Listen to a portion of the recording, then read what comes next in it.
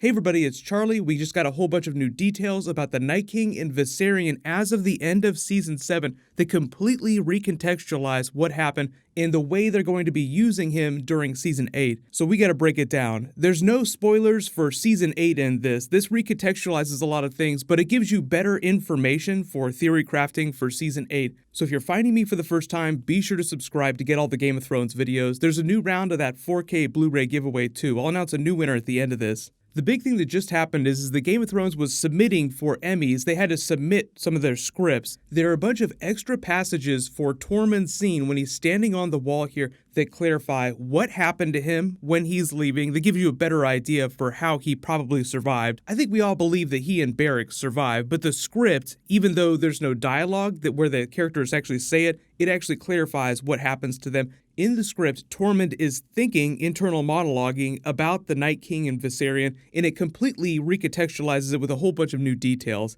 There are two different parts of the script that do this, so I'll talk about the Night King and Viserion part first, just because that's the bigger one. This is the script for the finale, and this is Tormund on the wall in this scene right here, watching as the Night King and Viserion come flying in, and it reads, "But then a stranger sound comes from the north. Tormund looks to the sky and sees a moat on the horizon. It's moving fast, so fast we don't get a clear look at it or the Night King on its back before it's upon us." Then it flips to this part here where you're north of the wall staring at it as the Night King comes to bring it crashing down. It reads Viserion is hitting the wall with a blast of blue flame. Bran's meaningful birds take flight and a massive chunk of the wall breaks free ahead of Tormund.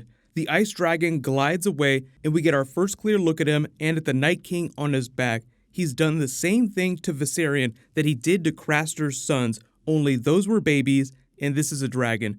So immediately, like that last part is probably the most important one. This is what everybody's kind of freaking out about a little because it doesn't totally make a lot of sense, but I'll try to explain what's going on. Because what the show is saying in this script is that Viserion is just like the White Walkers. Like instead of being an undead white that's reanimated and just controlled by the Night King like a finger puppet, he actually has a will of his own. Most people have noticed that in previous seasons, the show has already broken its own internal rules about how the Whites and the White Walkers work. There is no precedent for Ice Dragon in the book. That might be what the cliffhanger ending is for the Winds of Winter book, but we won't actually be able to verify that till the book actually comes out, which could be next year. You know, who knows when that's going to happen. But the only way that works is that he's an actual White Walker, is as if he was alive when the Night King turned him, because that's not exactly how his power works. So the rules for White Walkers and Whites are that the Night King is the only person who can create new White Walkers. All of the White Walkers that we've seen on the show are Craster's sons that he sacrificed to him. That was what that scene during Season 4 was. I guess because they're trying to say that Viserion is like a White Walker, they want to have parody with this scene here where he pulls him out of the lake, touches him, and turns him the way that he turned one of Craster's sons. With exception for the ones that Bran and Jon killed in the last couple of seasons, most of these are babies that were born within the last 7 years, because you remember all of Craster's wives, like they were almost constantly pregnant, so anytime there was a son, he would just offer it up to the Night King. So Night King touches the baby, turns it into a White Walker with his power. It matures extremely rapidly, maybe within a couple years, maybe even quicker than that. So the real benefit to him turning new White Walkers is that it's sort of like him creating acolytes that can then raise armies of their own, so the army of the undead multiplies that much faster. But I think the main reason why the show wants Viserion to be like the White Walkers is so that it's not like a mindless zombie that just can only do one thing at a time, and it wants to have a really significant moment with Daenerys and the other dragons when they're all fighting each other during Season 8. The other practical reason for it to be a White Walker and not just a white is that the whites decay, like there almost be no internal organs by the time they get to their final battle, and it wouldn't actually have the biology to produce flame.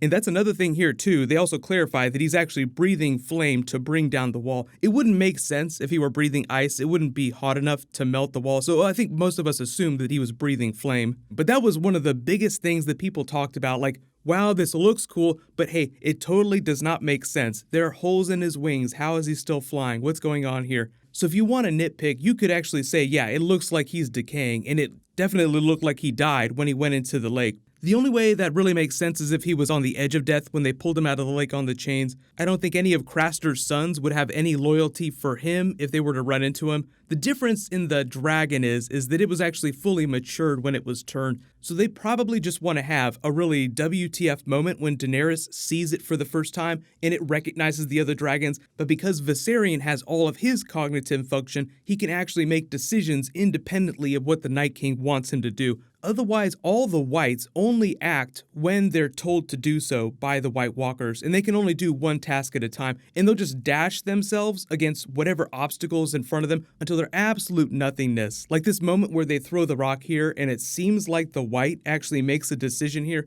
That's really the Night King and the White Walkers forcing it to do that. Normally, whites won't have that ability, but it's another good example of the show wanting to have a really awesome, holy crap TV moment without it totally making sense. Like, please don't poke holes in this, because normally the White would just stand there and wait for the White Walkers to tell them to attack. Oh, fuck. The other big scene that was in that script that tells you what happened to Tormund when he was running down the wall here and sort of implies that he survived goes like this. So it just reads as like the wall is crashing down. Tormund and Beric lead their wilding comrades to the stairs carved in the ice. Eastwatch has a massive zigzag stairway, not an elevator like Castle Black. They run for their lives and disappear from view.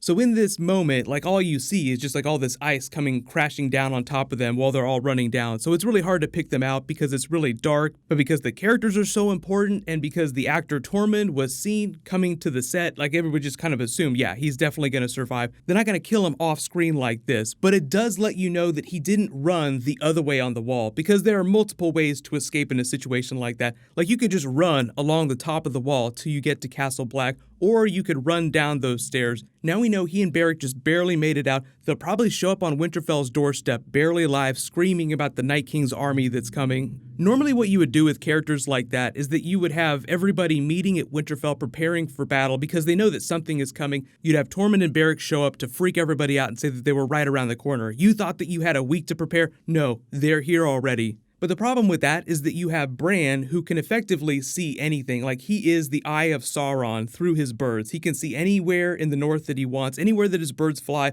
or anywhere that there's a weirwood tree. So he has probably already told people about the Night King breaching the wall, so that they're already preparing. But again, just a really cool reason why it's important to read the scripts when you do have the opportunity, because it can clarify moments like this. Also really helpful for more intrigue-based plots where you have characters thinking things up in their heads. Like, we don't get that internal monologue on the show. So like the Littlefinger Arya Sansa plot was really unclear about what characters knew, how smart Littlefinger was, who was duping who. Like, is Littlefinger less clever than Arya and Sansa? Like, that was really hard to believe. So normally in the books, you would get an internal monologue, so you would hear what Sansa and Arya are thinking or what Littlefinger is planning, but on the show, you just kind of have to assume based on the actors' performances and the way that they cut the scenes. So post all your reactions in the comments below. I'll say congratulations to the giveaway winner from my last big video, Sarah DJ104. Please email me on the back end of my channel so I can get your contact details. Not confirmed longer than an hour, but most people have been saying that, people associated with the production, so the assumption is, yes, they will all be feature-length episodes. But click here for my new Jaime Lannister video, and click here for my breakdown of that Season 8 panel and the spin-off panel where they explain what's going on with that new show. Thank you so much for watching. Everybody stay awesome. I'll see you guys tonight.